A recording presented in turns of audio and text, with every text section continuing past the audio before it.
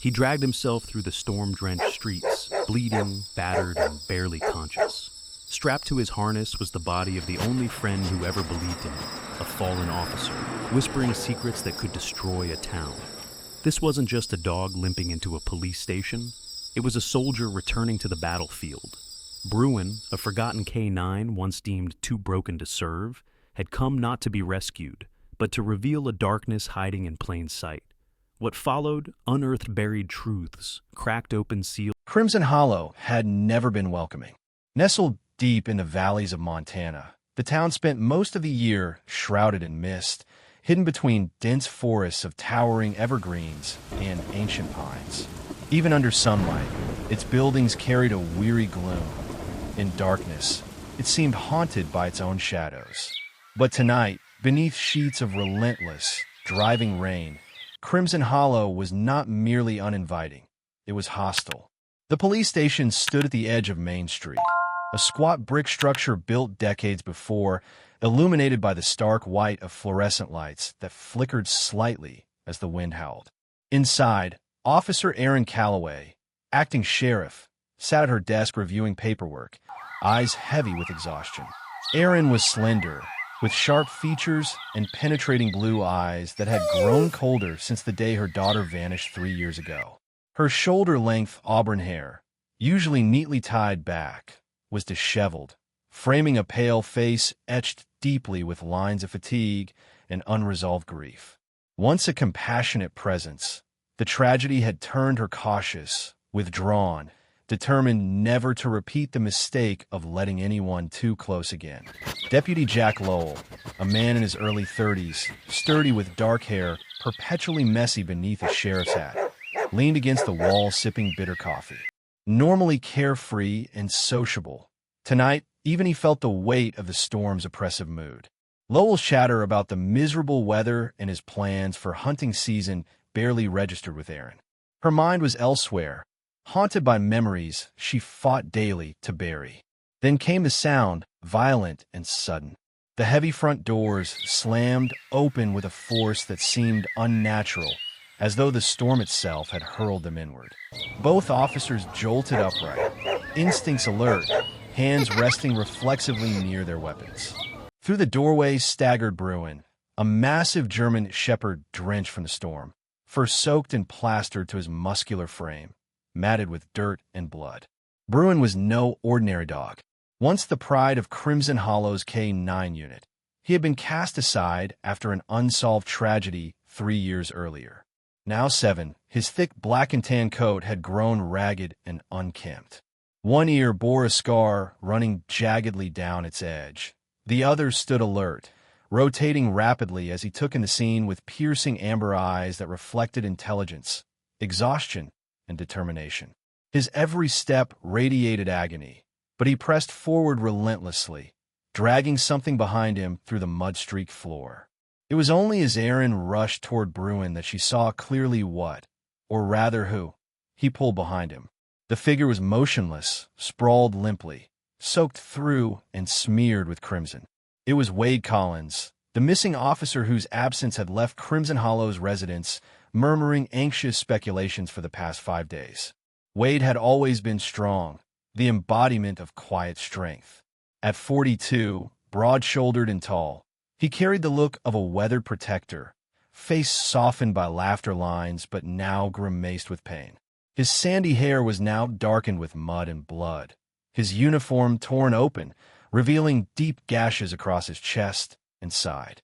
Wade had vanished without a trace while investigating suspicious activity near the outskirts of town. Until now, everyone assumed the worst. As Erin approached Wade's limp form, Bruin emitted a fierce, guttural growl that shook the air around him. He positioned himself protectively over Wade, eyes blazing defiance, ears flattened against his skull. Lowell reached instinctively for his weapon, but Erin stopped him with a raised hand, her voice calm despite the adrenaline coursing through her veins. "It's all right, Bruin," she murmured softly, dropping carefully to one knee, extending her empty palms. She remembered Bruin's early days with the department. He had been fiercely loyal, intuitive, remarkably intelligent. Bruin's growling softened into an uncertain whine as his amber eyes focused on Aaron, recognition flickering across his face. "Wade, can you hear me?" Aaron whispered urgently, ignoring the mud staining her uniform. Slowly, Wade stirred, his eyelids fluttering weakly. A raspy breath escaped his lips, body trembling from exhaustion or injury, perhaps both. With agonizing effort, Wade opened his eyes and stared upward, gaze unfocused, lips forming silent, desperate words. Aaron leaned closer, heart hammering. "Wade, what happened?" His voice barely audible, Wade strained to speak.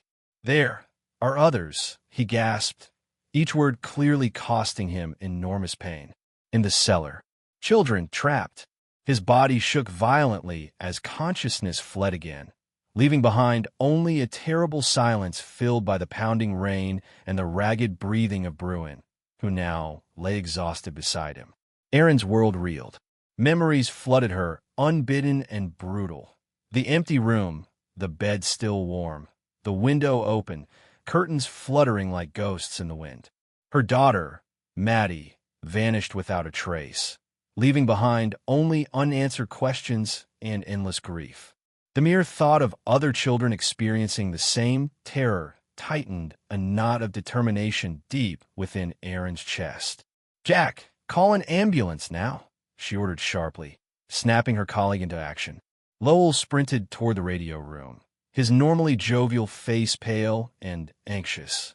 As she knelt there in the lobby, gently checking Wade's pulse, Aaron locked eyes with Bruin, who watched her with an intense gaze, brimming with desperate trust. In that silent exchange, something shifted within Aaron.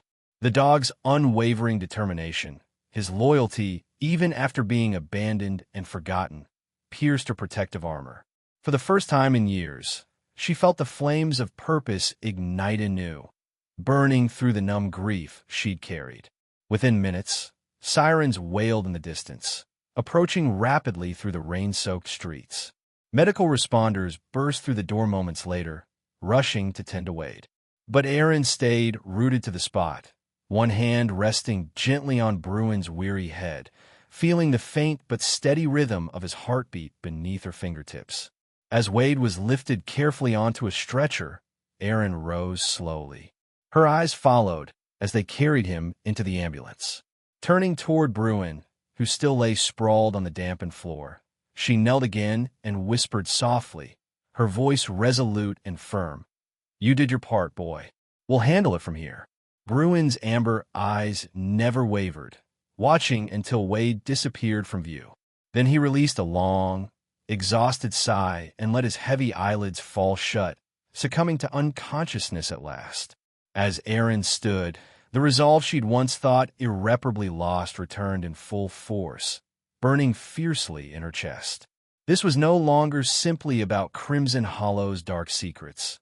This was personal, and she wouldn't rest until every hidden truth was dragged into the cold, relentless light.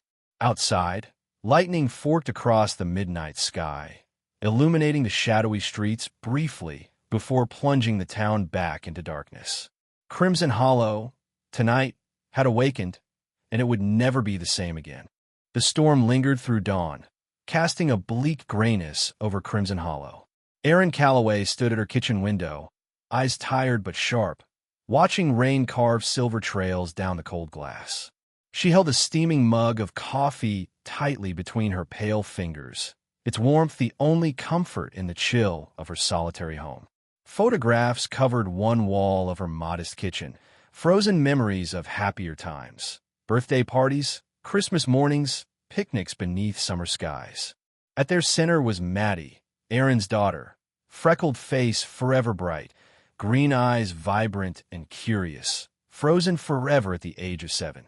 Losing Maddie had changed Erin, stripped away softness, and replaced it with relentless determination. The discovery made by Wade and Bruin reignited that determination, stronger than ever. By mid-morning, Erin arrived at Crimson Hollow General Hospital. Its stark white corridors buzzed with urgency, voices subdued yet strained. She spotted Cal Monroe immediately, a federal agent, Monroe was in his late 30s, tall and broad-shouldered, with dark, neatly trimmed hair and a clean-shaven face marked by quiet intensity. He wore a plain black suit, his appearance precise and intimidating, yet his dark eyes revealed empathy, a rare trait in men accustomed to seeing humanity's worst. "Morning, Sheriff," Cal said gently, offering nod. "Wade's stable. He's awake, too." They approached Wade's room, and Aaron saw him propped up, face drained but eyes alert. Wade Collins had always been dependable, composed, and reserved, yet deeply compassionate beneath his tough exterior. Now, bandaged and weak, he appeared vulnerable, stripped of his strength yet determined to communicate clearly. As Aaron entered, Wade spoke, voice strained but steady. "They're still out there, Aaron. Locked in that cellar. Maybe a barn. I couldn't recognize exactly." "Any faces?" Monroe asked, voice professional yet kind. "Just shadows," Wade sighed. "But someone in town, someone with influence, is behind this. I heard whispers, references to a place called Winter's Inn." Aaron nodded, jotting mental notes, heart tightening. She remembered that name vaguely, something tied to the town's recent development plans. It was enough to act on. Returning to the station by noon, she was surprised to find Mayor Grayson Cole waiting in her office. Grayson Cole was 52, a proud figure who stood straight-backed and authoritative. His silver hair, always combed neatly back, accentuated sharp features and piercing ice-blue eyes that rarely softened. Cole was respected but feared, his public persona friendly, his private nature guarded and demanding. Today, his thin lips were pressed tighter than usual, eyes narrowed with unmistakable tension. "Good afternoon, Aaron," he began stiffly, ignoring formalities. "I heard Wade Collins returned. Tragic business, but we need to handle this delicately." "Delicately?" Aaron responded sharply, suspicion thickening her voice. "Children might be in danger. We need immediate action." Cole raised a dismissive hand, authority oozing from every gesture. "Accusations without solid proof only stir panic. I won't let Crimson Hollow become headline news over vague claims." "They aren't vague, Mayor," Aaron fired back, her gaze unwavering. "Wade's injuries, his statements, they demand investigation."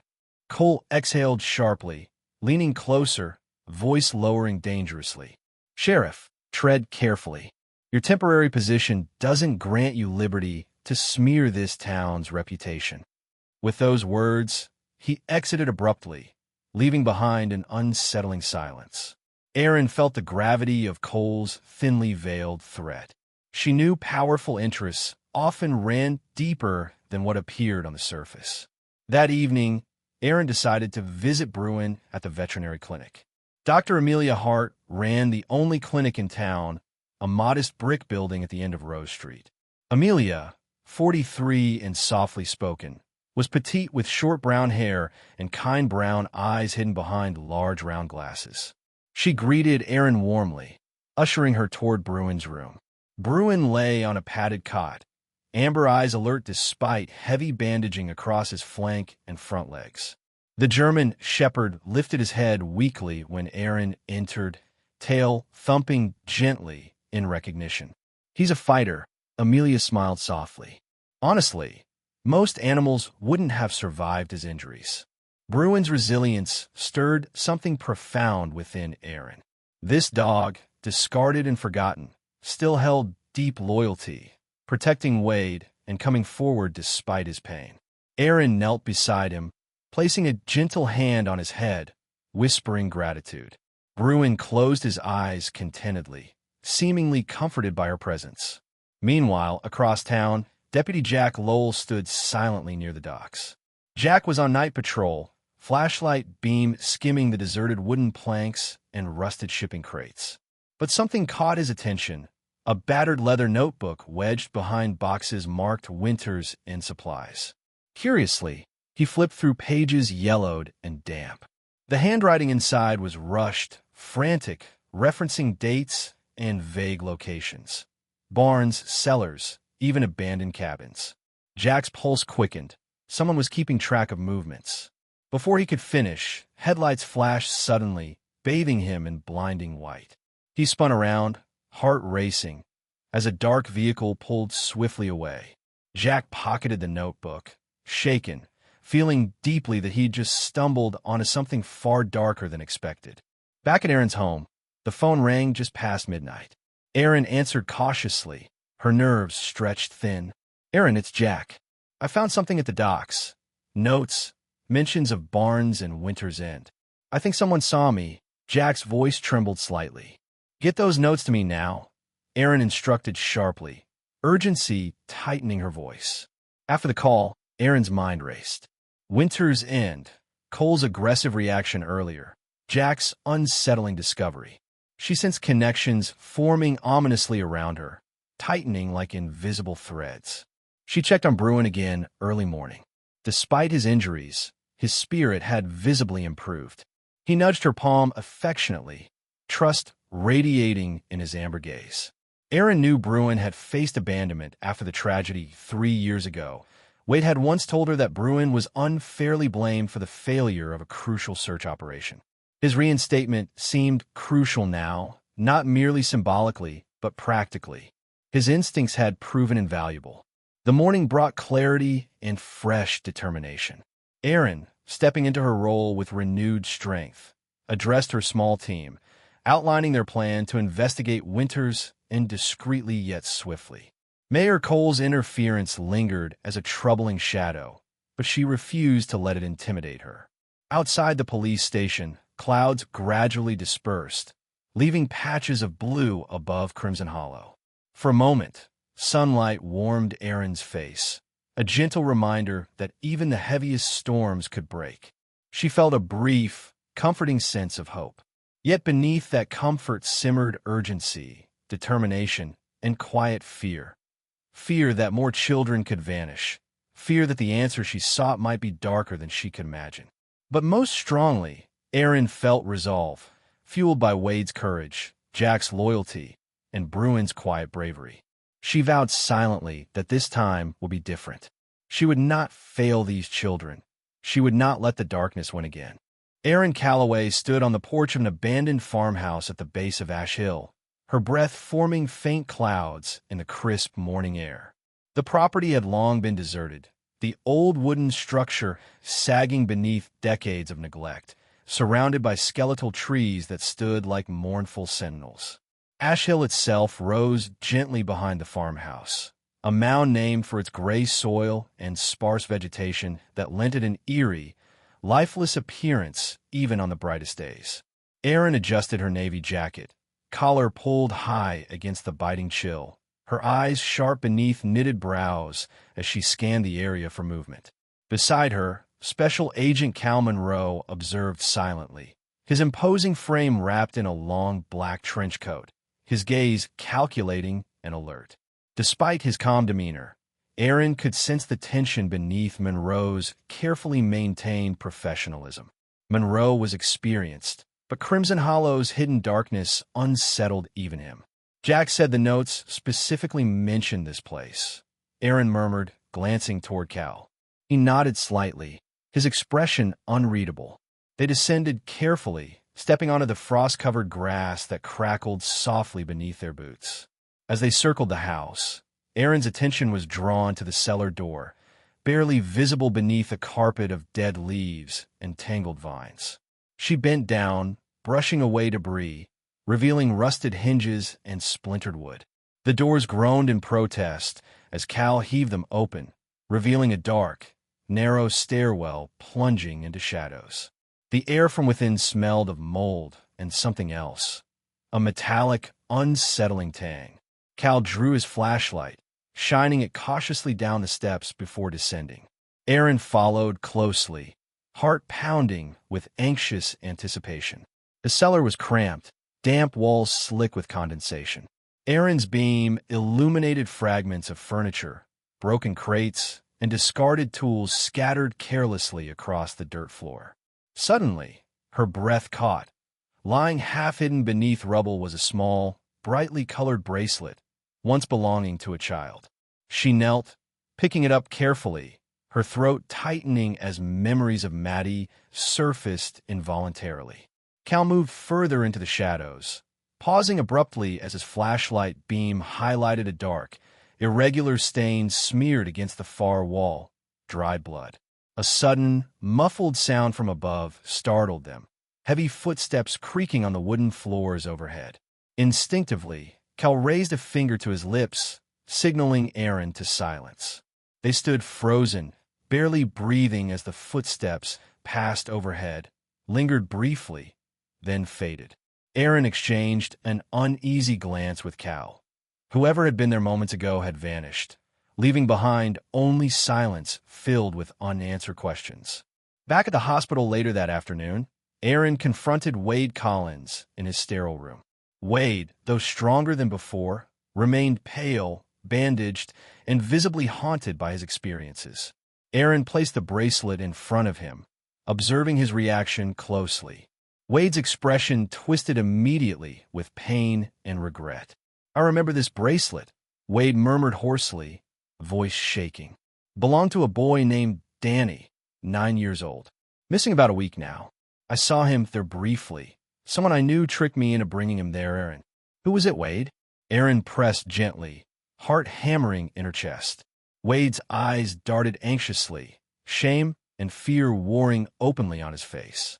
Finally, he whispered, almost inaudibly, "It was someone wearing a badge. Crimson Hollow PD. I swear I didn't know what he was up to until it was too late." The revelation sent an icy chill down Erin's spine, confirming her deepest suspicions. Someone she worked alongside was betraying everything their badge represented. She knew she must tread carefully. Trust was now dangerous, allies scarce. At Crimson Hollow Veterinary Clinic, Bruin stirred restlessly. Dr. Amelia Hart checked the four gently attached to the German Shepherd's foreleg, murmuring soothing words. Amelia, gentle and empathetic, sensed Bruin's tension. The dog's ears were perked forward, his amber eyes fixated anxiously toward the door, instincts sharp as ever. She stroked his thick fur softly, wondering at the turmoil reflected in his gaze. "You're sensing something, aren't you, boy?" she whispered. As if understanding, Bruin emitted a low, urgent whine. Amelia glanced uneasily toward the entrance, unsettled by the dog's reaction. Meanwhile, at the edge of town, Jack Lowell sat in his parked patrol car near the docks, nervously watching shadows dance beneath dim streetlights. Jack was ordinarily easygoing, but anxiety made his features appear drawn and tense tonight. His attention snapped up as headlights appeared in his mirror, a black sedan pulling slowly alongside him. The passenger window rolled down, revealing a woman he recognized immediately. Rachel Turner, a quiet and reserved teacher at Crimson Hollow Elementary, around 35, slim, with long blonde hair that framed a delicate but serious face. Rachel rarely spoke up in public, always reserved, almost timid. Tonight, however, her expression was grim, eyes wide with barely restrained fear. "Jack, you need to listen," Rachel whispered urgently, glancing around nervously. "I saw something last night near Winter's End. Men in masks loading crates onto trucks. They were small, Jack, crates no bigger than a child." Jack's blood ran cold. "Did they see you?" he asked sharply. "I don't think so," Rachel whispered. "But please do something." Jack promised he would, heart racing. He knew his next move had to be cautious, every decision potentially dangerous. At dusk, Aaron sat alone at the police station, poring over Wade's disturbing revelation. Her thoughts were abruptly interrupted by footsteps. Mayor Grayson Cole stood in the doorway, his expression dark and menacing. Cole leaned forward, voice low but icy clear. "You're digging where you shouldn't, Sheriff. I warned you once. This ends now. I won't stop." Aaron countered steadily, jaw tight with defiance. Cole stared coldly, voice dripping with contempt. "Be careful, Aaron. I'd hate to see you suffer another tragic loss." The threat lingered long after Cole had left, the weight of it pressing heavily against her resolve. Aaron knew now beyond doubt. Cole was hiding something. But was he orchestrating it or simply protecting his own interests? Late that evening, Amelia Hart's phone buzzed insistently. Answering nervously, she heard Aaron's urgent voice. "Amelia, It's Aaron. Can you bring Bruin to my house immediately? I need his help. Amelia agreed instantly, sensing Bruin's importance. Within minutes, she loaded the injured dog gently into her small truck, hurrying toward Aaron's home. Inside, Bruin sat upright despite pain, gaze alert, prepared for whatever awaited. At Aaron's house, the porch lights illuminated Jack Lowell waiting anxiously outside, clutching Rachel Turner's frantic notes in trembling hands. Aaron emerged, Bruin limping closely behind. The four, Jack, Rachel, Aaron, and Bruin, stood together in the shadows, bonded by fear, resolve, and desperate hope. They now understood clearly. Beneath Crimson Hollow lay hidden truths far more terrible than imagined, and they alone stood between the darkness and the innocent lives it threatened to claim. Determined, Aaron turned to her companions, resolve evident in her unwavering gaze. Whatever's buried beneath winter's end, we will bring it to light.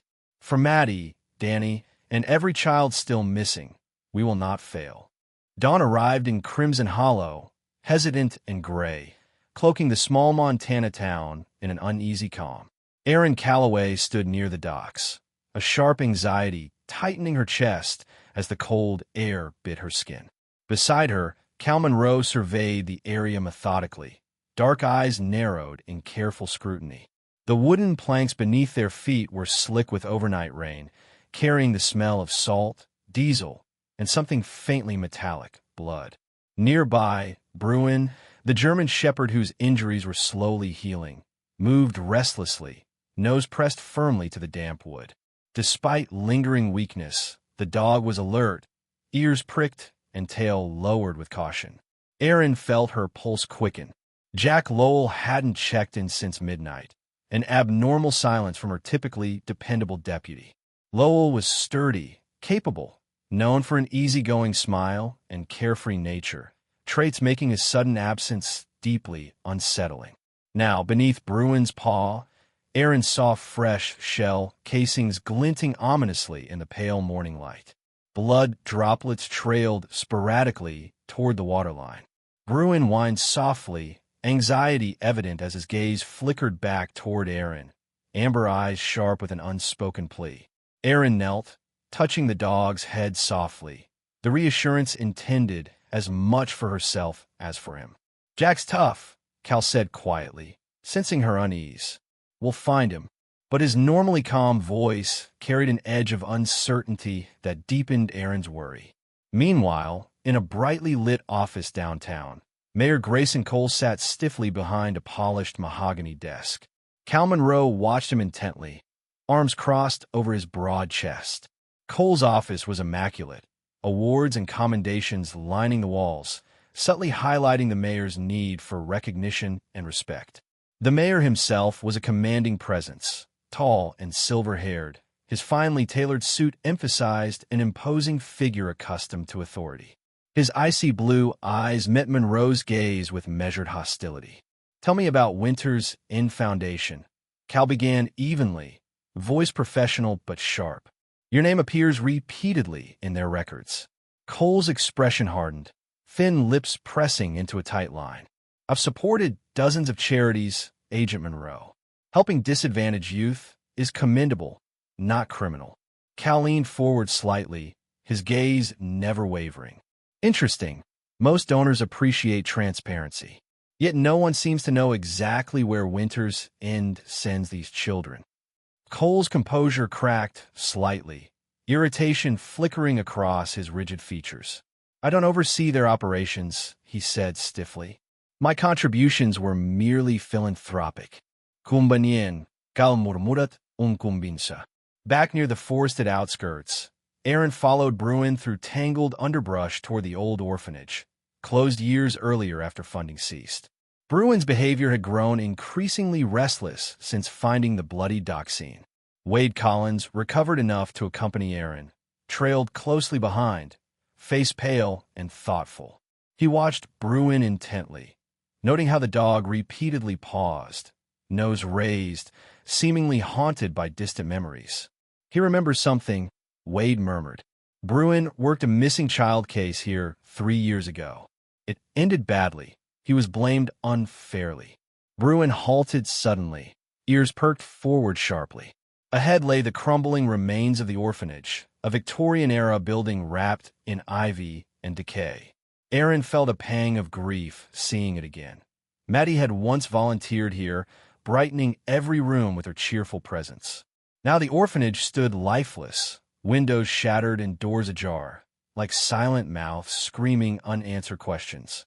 Bruin approached slowly, growling lowly, hackles raised. Inside, amid dust and shadows, Aaron noticed something unusual. Footprints leading across a dusty hallway, fresh and distinct. She motioned to Wade silently, drawing her pistol cautiously. They followed Bruin deeper inside. The dog's gaze locked intensely toward a door leading to the cellar beneath the building. Suddenly, Bruin barked sharply, his deep voice echoing loudly through empty halls. Aaron froze, heart racing, hearing faint, hurried footsteps retreating below. She hurried down narrow stairs after Bruin, pulse pounding as darkness swallowed them. The cellar was dark, heavy with mildew and decay. A single dim bulb flickered weakly, casting grotesque shadows along walls lined with rusted shelves and forgotten relics. Aaron stepped carefully, eyes widening as she spotted a worn police badge partially buried beneath debris. Jack Lowell's. A sinking dread overwhelmed her. Jack was here, possibly injured, maybe worse. Nearby, Bruin pawed frantically at loose dirt piled suspiciously high in one corner. Aaron knelt beside him, urgently digging with bare hands until her fingers brushed rough cloth beneath the soil. Breathless, she pulled harder, unearthing a torn piece of Jack's uniform, smeared with fresh blood.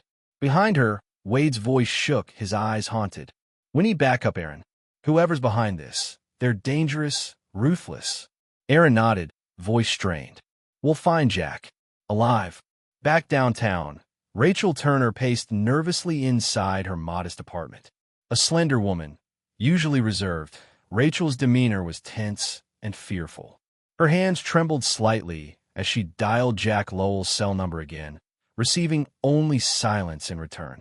A sudden, sharp knock startled her. She opened the door hesitantly. Outside stood Deputy Marcus Reed, a veteran officer nearing retirement, gray-haired and barrel-chested, usually friendly but now visibly distressed. "Rachel," he said gravely, voice lowered. "You spoke to Jack recently?"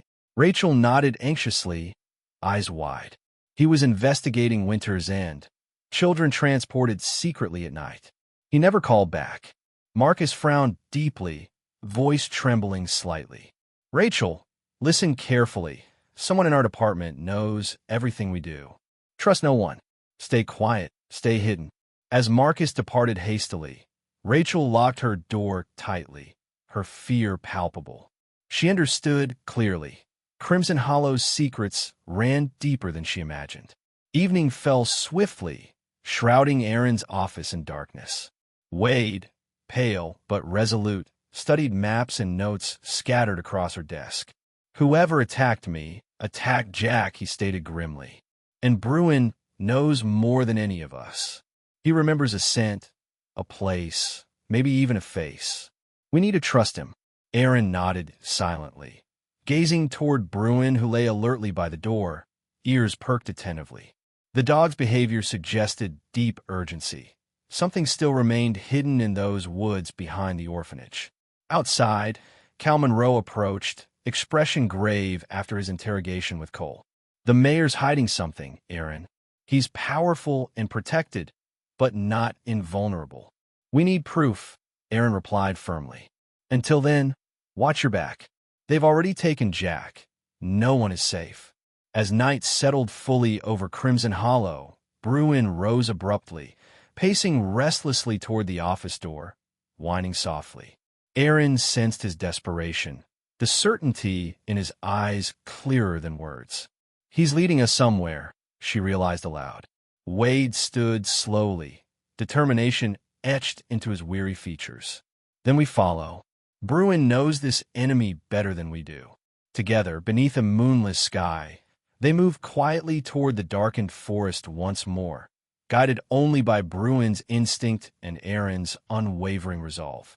Whatever awaited beneath Crimson Hollow shadows, they now faced it united, determined to unearth every painful truth hidden beneath Winter's End, regardless of danger. The woods surrounding Crimson Hollow lay wrapped in darkness, the night sky clouded, blocking even the faintest stars. Aaron Calloway moved cautiously through dense underbrush, guided only by the restless urgency of Bruin, whose injuries seemed momentarily forgotten amid adrenaline. The German shepherd pushed forward with determination, his powerful body alert, ears pricked, nose low and intent on a scent invisible to human senses. Behind them, Wade Collins kept pace despite visible fatigue, his face pale yet resolute, breath misting the chill autumn air. Aaron had ignored direct orders to stand down. Her badge was now suspended pending investigation, yet none of that mattered anymore. The search for Jack Lowell and the missing children consumed her completely. Bruin paused abruptly, raising his head and whining softly, indicating something hidden nearby. Aaron's flashlight beam swept across the ground, catching the faint outline of a trapdoor concealed beneath a thick carpet of rotting leaves, moss, and weathered wooden planks. Kneeling quickly, she brushed away debris, heart pounding as the hidden entrance slowly emerged from its camouflage. She exchanged a tense glance with Wade, silently acknowledging the gravity of their discovery. Bruin paced anxiously nearby, his amber eyes burning with intensity. Together, they pried open the heavy door, revealing a steep staircase descending sharply into shadow. Cold air wafted upward, heavy with mildew and something darker, a scent carrying whispers of fear and pain. Aaron descended first, flashlight trembling slightly in her grip as they entered a claustrophobic underground chamber. The beam illuminated chains anchored into concrete walls, dark stains marking desperate claw marks where captives had struggled fruitlessly. In one corner, a broken camera dangled precariously from exposed wiring, its lens shattered. Someone had tried covering their tracks hastily. Aaron's throat tightened. She stepped cautiously forward, horror rising within her at each new revelation. Her stomach lurched violently as recognition flashed across her mind. A discarded pink ribbon lay tangled on the grimy floor, identical to one Maddie had worn the day she vanished. Trembling fingers touched it lightly, her heart seizing painfully with unbearable hope and fear. Suddenly, faint sobbing drifted softly from further down a narrow tunnel, branching off the chamber. Aaron's pulse raced. She felt dizzy, breathless with anticipation and dread. That voice, so familiar yet impossible. "Maddie," she whispered hoarsely, voice cracking. Bruin's ears flattened sharply, hackles raised as he growled low, a menacing sound reverberating through the confined space. Footsteps echoed suddenly from the opposite direction, heavy and confident, approaching swiftly. Bruin snarled fiercely, launching himself forward into darkness before Aaron could react. There was a violent scuffle, a man's voice shouting angrily in pain and surprise. Aaron rushed after, Wade close behind, flashlight beams chaotic. They saw Bruin wrestling viciously with a figure sprawled against a wall, a handgun knocked free, skidding away into shadows. "Get him off!" the figure cried frantically, voice desperate and familiar. Aaron's heart froze. Bruin had pinned Deputy Jack Lowell to the concrete, his fangs dangerously close to the man's throat, amber eyes blazing furiously. "Jack!" Aaron gasped, stunned disbelief choking her voice. Lowell's face was contorted with rage, fear, and something uglier, guilt. The easygoing, friendly deputy she trusted for years now appeared unrecognizable, dark eyes filled with panic and fury. "Get him off me, Aaron!" he screamed again, clawing helplessly beneath Bruin's unyielding strength. "No," Aaron answered coldly, aiming her flashlight directly into his desperate face. "You betrayed everything you stood for, Jack." Lowell's expression crumbled, rage dissolving briefly into raw panic. I had no choice. They threatened my family. I had to cooperate. He stammered frantically, eyes darting anxiously around the room, clearly searching for an escape. Who's behind this? Mayor Cole, Wade demanded angrily, disgust clear in his tone. Lowell shook his head bitterly, eyes filling with tears of self-pity. Cole's involved, but he's not pulling strings. It's bigger than him. People from outside town, powerful men. Another sob interrupted his rambling, closer now, clearly audible through the narrow corridor behind them. Erin's entire body stiffened instantly, pulse deafening in her ears. Leaving Wade to guard Lowell, Erin hurried deeper into darkness, guided solely by the fragile, heartbreaking sound. At the corridor's end, behind a locked metal door, the sobbing grew louder, weaker yet clearer. Erin pounded desperately against it, using all her strength until it finally burst open. Inside, huddled in a corner, was a small figure, dirty, emaciated but unmistakably familiar. Erin's legs buckled, collapsing heavily to her knees, disbelief and overwhelming emotion flooding her senses. "Maddie," she whispered brokenly, tears blurring her vision. The girl raised her head weakly, her green eyes wide yet dulled from long suffering, barely recognizable after years of deprivation. "Mom," she croaked feebly, voice hoarse and frightened. Erin lunged forward, enveloping Maddie's frail frame protectively, sobbing uncontrollably with relief and lingering fear. "I found you," she whispered repeatedly, holding her daughter tighter, vowing silently never to lose her again.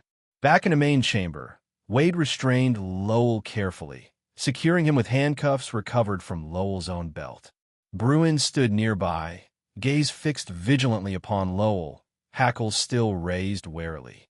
The deputy sat defeated, eyes lowered shamefully, unable to meet Wade's disgusted stare. Soon after, footsteps echoed again as Special Agent Cal Monroe arrived, accompanied by backup. Monroe quickly assessed the chaotic scene, eyes widening at the sight of Maddie, clinging desperately to Erin. A mix of relief and deep concern crossed his stoic face. "Ambulances are coming," he assured gently, voice steady. "You're safe now." Lowell's confession spilled rapidly once confronted directly by Monroe's relentless questioning. He revealed names, locations, and disturbing details about powerful individuals orchestrating the horrifying trafficking network that stretched far beyond Crimson Hollow's boundaries. Mayor Cole was complicit, but just a pawn, threatened and bribed into silence. The true masterminds operated unseen, exploiting desperate towns for their darkest trade. As paramedics arrived, carefully tending to Maddie and other weakened captives soon discovered hidden deeper within tunnels, Erin remained close, unable to relinquish Maddie from her protective embrace. Bruin stayed faithfully nearby, quietly observing, sensing the overwhelming reunion unfolding before him. Despite exhaustion, his amber eyes shone warmly, content in knowing he'd fulfilled his purpose, guiding Erin back to the daughter she'd mourned as lost forever. Emerging finally from beneath Ash Hill into cold morning sunlight, Erin felt changed profoundly by events just witnessed. Crimson Hollow's deepest wounds lay open now, exposed brutally for all to see. Healing would require strength, compassion, and unwavering determination. But hope had returned vividly alongside Maddie's miraculous survival, restoring faith previously shattered. Erin knelt gently beside Bruin, stroking his thick fur lovingly. The dog leaned gratefully into her touch, warmth radiating silently between them. "You saved her," she whispered softly, heartfelt gratitude evident. Bruin wagged his tail slightly, eyes closing contentedly. They had both fought fierce. Rain hammered down relentlessly on Crimson Hollow, turning streets into shallow rivers and washing away any trace of calm the town had tried desperately to regain. Erin Calloway shielded her daughter Maddie protectively beneath the canopy of her coat as they emerged from the police cruiser outside the old orphanage, her heartbeat quickening. Maddie, though still weak and thin, clutched her mother's arm tightly, her bright green eyes now wary, reflecting trauma but also newfound hope. Standing beside them, Special Agent Cal Monroe scanned the building with focused vigilance, rain streaking down his stern features, dark hair soaked through, his heavy coat clinging to broad shoulders. Despite exhaustion, determination blazed fiercely within him, refusing to yield even to the relentless downpour. Aaron and Cal, flanked by deputies from neighboring towns who had arrived to help, swiftly moved inside the orphanage, flashlights slicing through shadows as they searched desperately for more victims hidden within the tunnels beneath. Bruin moved stiffly at Aaron's side, ears pinned back against the pelting rain, amber eyes glinting with purpose despite his lingering injuries. The dog's thick fur was drenched, muscles trembling slightly from fatigue, yet he pushed forward undaunted, guided by instinct deeper into darkness. Below ground, trapped behind a rusted iron door, the sobbing of frightened children echoed faintly. Aaron's heart twisted painfully at each cry. Cal gestured sharply to two deputies, and together they forced open the heavy door, hinges screeching in protest. Inside, three small figures huddled together, pale and terrified, two boys around 8 years old and one little girl no older than 5. Aaron stepped forward slowly, voice gentle yet urgent. "You're safe now. We're taking you home." The smallest child, a fragile, blonde-haired girl named Emma, stared up silently with wide, frightened eyes, clutching a filthy stuffed rabbit desperately to her chest. Aaron's chest ached at the innocence robbed, fiercely resolved to never allow such horrors again. She extended a comforting hand. Emma hesitated, then clung to Aaron instantly, tiny body trembling violently. Cal gently guided the other two boys, who moved cautiously, hesitant trust dawning slowly within their wary expressions. They ascended carefully from darkness toward the faintly lighter world above. Suddenly, near the surface, a shot echoed loudly through narrow tunnels, shattering temporary relief. Aaron reacted instinctively, shielding Maddie and Emma with her body, eyes frantically searching for the threat. At the tunnel's entrance stood a masked figure brandishing a handgun, one last desperate attempt to silence witnesses forever. Bruin moved without hesitation, powerful muscles tensing, launching himself forward just as the gun fired again. The bullet struck the dog's shoulder viciously, a spray of crimson blossoming instantly against his fur. Aaron screamed in anguish, the attacker fleeing hastily into the storm as deputies pursued aggressively. She rushed to Bruin's side, falling to her knees in mud pooling around them, her hands trembling violently as she pressed desperately against his wound, voice cracking painfully. "Stay with me, Bruin. Please."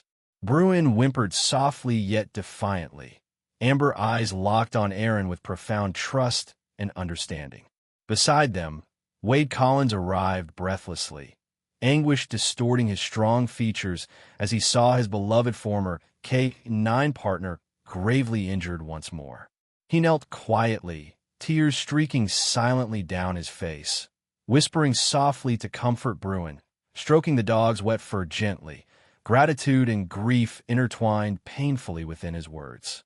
As paramedics carried Bruin gently toward awaiting emergency transport, Aaron lingered behind momentarily, shaken deeply by Bruin's sacrifice. Wade touched her arm softly, eyes filled with sorrow yet newfound clarity. "Rebecca always believed Bruin was special," he murmured softly. "She was working secretly before she died. Maybe she left something behind, something we still haven't found."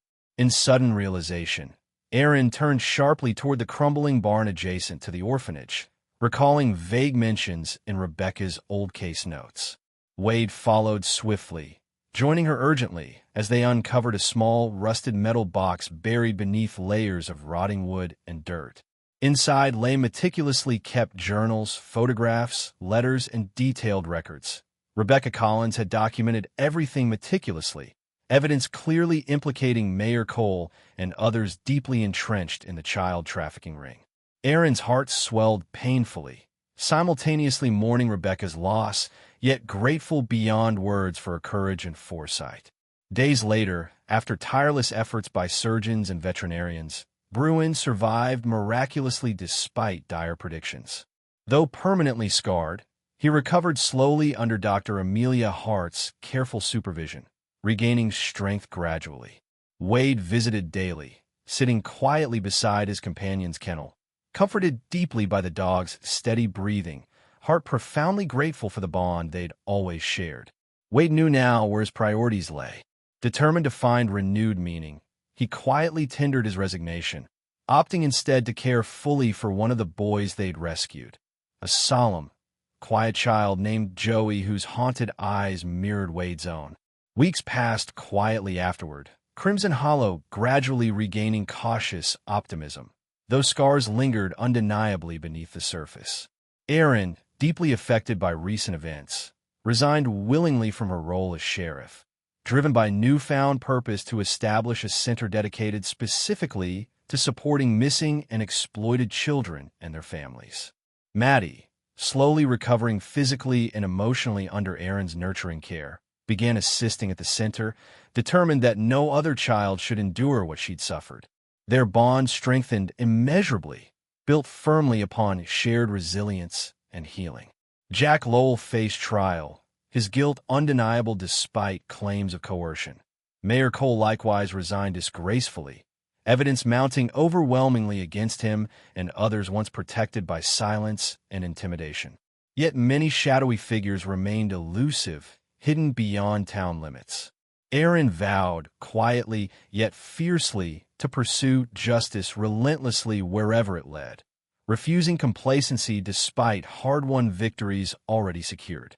On a chilly autumn afternoon, beneath gently falling rain, Erin stood silently outside the veterinary clinic where Bruin continued recovering steadily. Maddie lingered close by her mother's side, small hand clasping tightly to Erin's own. Bruin emerged slowly, limping noticeably yet eyes bright, tail wagging gently upon seeing them approach. Erin knelt slowly, embracing the dog carefully yet warmly, feeling profoundly grateful for his bravery, loyalty, and unwavering heart. "You saved us all," she whispered softly, voice thick with heartfelt gratitude. Bruin rested quietly against her shoulder, calm reassurance radiating silently between them. A reminder that courage often lay hidden deeply, only surfacing profoundly during greatest need. Crimson Hollow had changed irrevocably, innocence shattered, yet hope rekindled vividly by quiet heroes like Bruin and those brave enough to confront darkness courageously.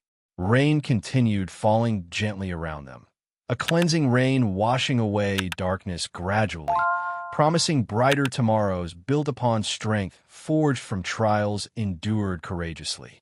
Erin stood resolutely once more, Maddie safely beside her, Bruin faithfully at their side. Together, the heart of this story is a gentle reminder that courage, loyalty, and compassion often shine brightest during our darkest hours. Like Erin, Wade, Maddie, and especially Bruin, each of us can choose bravery even when facing overwhelming adversity. Today, as you go about your daily life, remember that true heroes aren't always strong or powerful. They're those who choose to act with kindness, integrity, and unwavering faith when others need it most. If this story touched your heart, please share it with someone who might need inspiration or comfort today. I'd love to hear your thoughts in the comments below. And if you haven't already, please subscribe to our channel for more stories filled with hope and courage. May God bless each of you watching this, and may He protect and guide you always. If you believe in the power of faith and second chances, please type Amen in the comments right now.